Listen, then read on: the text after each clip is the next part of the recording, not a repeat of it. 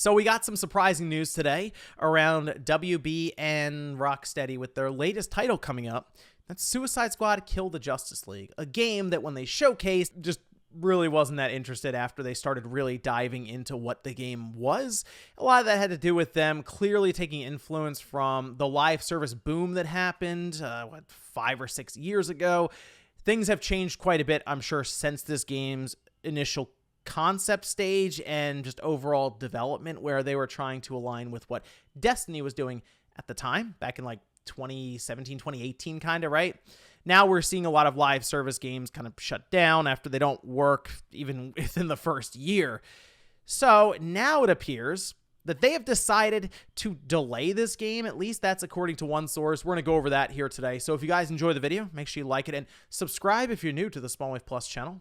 You can take a look here. This is from Bloomberg, Jason Schreier, who's pretty good, obviously, with the sourcing and all of this. And we haven't had an official announcement that I've seen from WB Games, but they're probably going to have to announce this soon, considering Suicide Squad was set to release at the end of May, and that's coming up in about 2 months now. So you figure they're going to want to at least give us some sort of indication that it's not coming out May 26th, as I'm sure a lot of pre-orders are being taken and all of this. But they do say here, Warner Bros. Has again delayed a video game based on the Suicide Squad comic book franchise. I believe this is the second delay, right?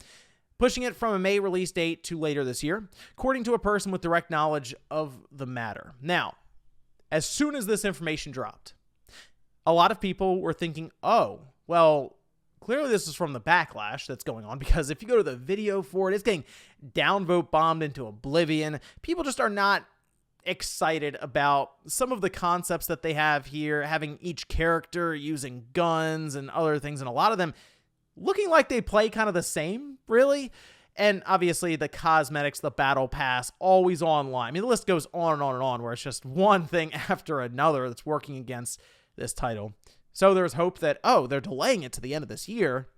Maybe they're going to go in and alter and change some of those core concepts that people aren't very excited about. Well, the reason apparently that's being given here, and again, this is from one person, it seems, that that Jason Schreier is in contact with. So it's not like from a company PR, like a representative there that's going to try to really, I guess, present it in the best light necessarily. They say the delay is necessary mostly to fix bugs and improve aspects of the game that were lagging behind, and won't overhaul much of the core gameplay that had led to the backlash, the person said, asking not to be named, discussing information that isn't public. So WB right now has a hit on their hands. It's actually mentioned here, Hogwarts Legacy, selling really, really well.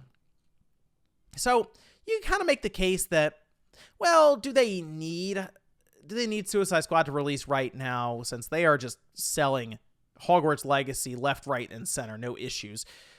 But I kind of think at this point, Rocksteady, they've been built up to with such a pedigree now, where people look to them as releasing high quality games that, I mean, up until this point, were mostly single player narrative driven experiences with Batman in like the Arkham universe. This is still going to be in that universe just years later.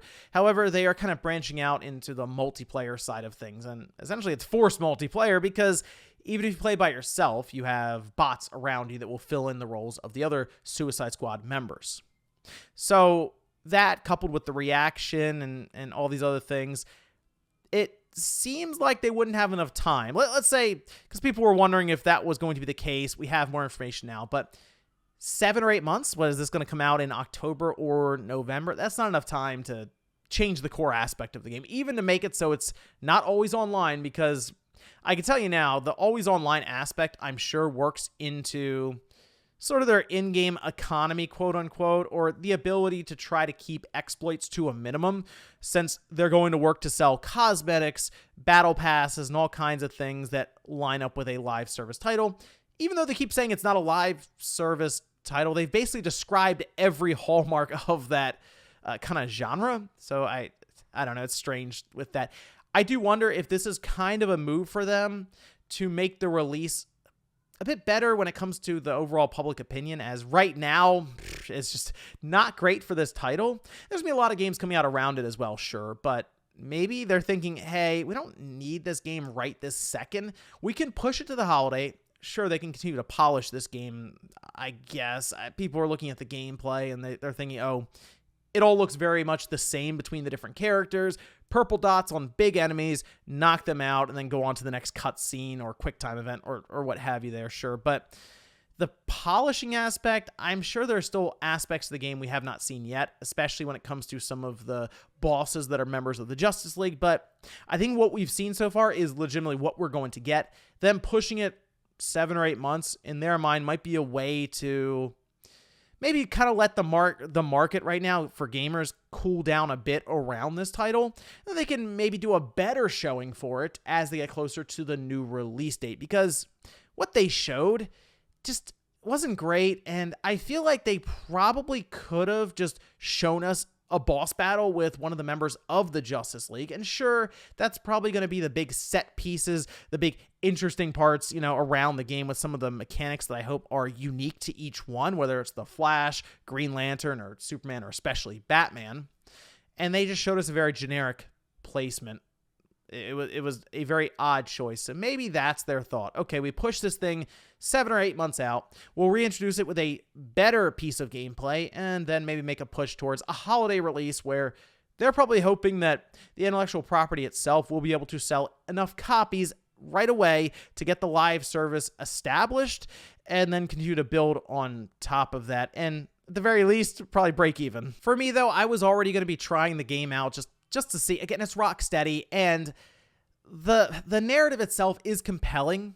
I mean, to think that the Suicide Squad is going to take down the most powerful beings on the planet, and then you get the Superman, right? And I'm sure those aspects will be very unique, but I kind of feel like just how things have been with these live service games, I just have a lot of fatigue around it. The gear score stuff, I was sort of just hoping there'd be more of a unique take on it, and I think that's what this genre is missing currently, or at least this form of live service. That needs to be something new rather than trend chasing all the time. So unfortunately, it looks like Rocksteady kind of fell into that trope of, we're going to make an interesting story, but then we're just going to pull from all the different things that have been established, whether it's a battle pass, the always online cosmetic economy tied into it, and even the forced multiplayer aspect with bots at the minimum. But let me know what you guys think about this one down below. Would this work to reintroduce the game, push it out further, polish it some more, sure, but show up with something that looks a bit more enticing, more compelling, with a better boss battle, for example? And would that get you back on board? Or in your mind, do you think Suicide Squad Kill the Justice League is tarnished enough after that initial showing? As we all know, it's their big push for a Destiny-like version of the Suicide Squad. Thanks, guys, for watching, and I'll see you next time.